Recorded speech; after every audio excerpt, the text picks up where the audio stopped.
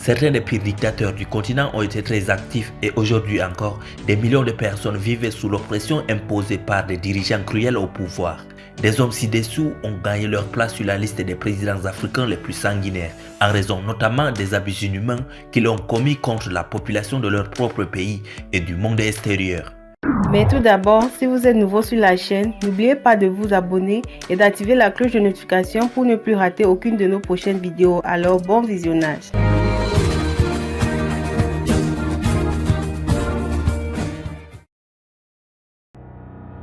Jean Bédel Bokassa. Il est clair que l'Afrique a connu un problème persistant avec des dictateurs excentriques et brutaux. Voici un autre exemple, Jean Bédel Bokassa. Il est arrivé au pouvoir en République centrafricaine à la suite d'un coup d'état militaire en 1966. 4 ans plus tard, il se proclame président à vie ainsi qu'empereur sous le nom de Bokassa I. Pendant la règne de terreur de Bokassa, plusieurs lois strictes ont été introduites, parmi lesquelles des personnes âgées de 15 à 55 ans sont emprisonnées s'ils n'avaient pas de travail. De plus, la mendicité était interdite.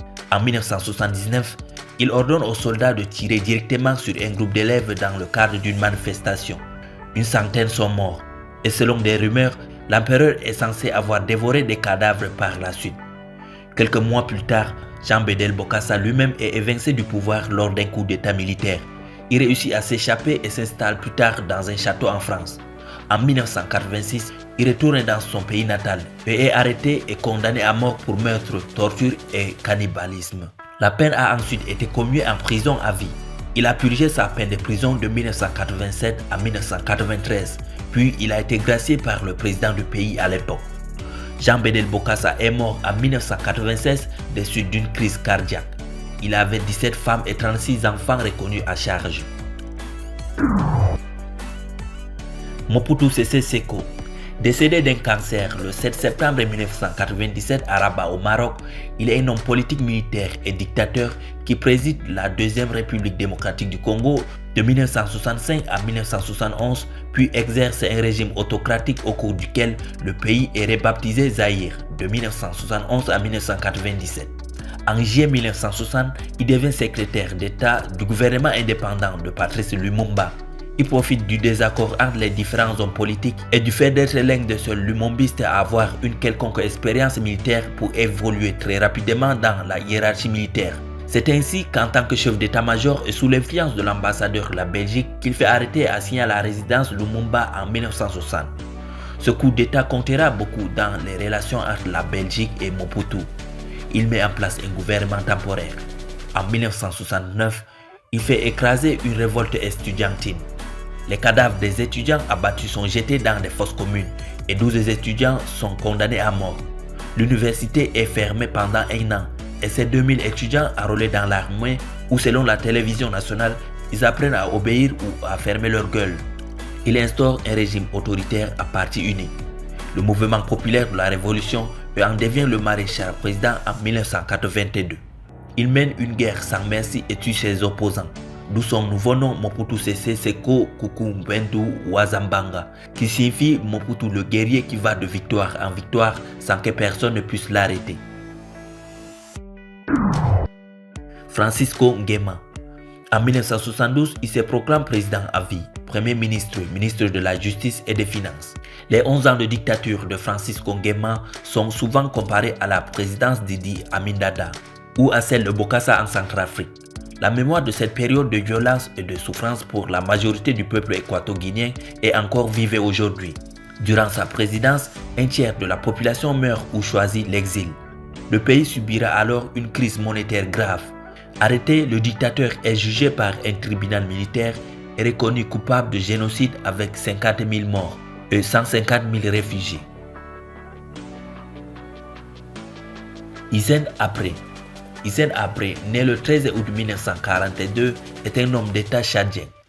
Il a été président de la République du Tchad de 1982 à 1990 à la suite du coup d'État qui renverse Goukouni.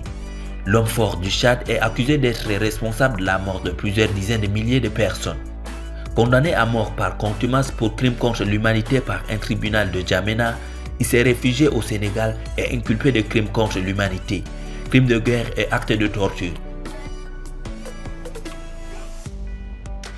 Charles Taylor. À 24 ans, Taylor quitte le Libéria pour travailler et étudier aux États-Unis. Durant ses études, Taylor développe un intérêt pour la politique et décide de joindre Union of Liberia Association, dont il devient président national. Ce groupe dénonce le régime du président libérien de l'époque, William Tolbert. Peu de temps après, ce dernier est assassiné, victime d'un coup d'État de Samuel Doe. Doe devient président, nomme Taylor conseiller et lui confie des services généraux du gouvernement. Après avoir détourné 900 000 $ en 3 ans, Taylor perd son poste et fuit aux États-Unis. Arrêté puis emprisonné, il réussit à s'enfuir afin de préparer une rébellion contre Samuel Doe. Pour ce faire, il rejoint le National Patriotic Front of Liberia et en devient leader vers la fin des années 1980. En 1989, il lance une attaque. C'est le début de la guerre civile. Pendant son règne à la tête de l'État, Taylor continue de combattre tous ceux qui s'opposent à son pouvoir. La répression contre l'opposition fera 150 000 morts jusqu'en 1995.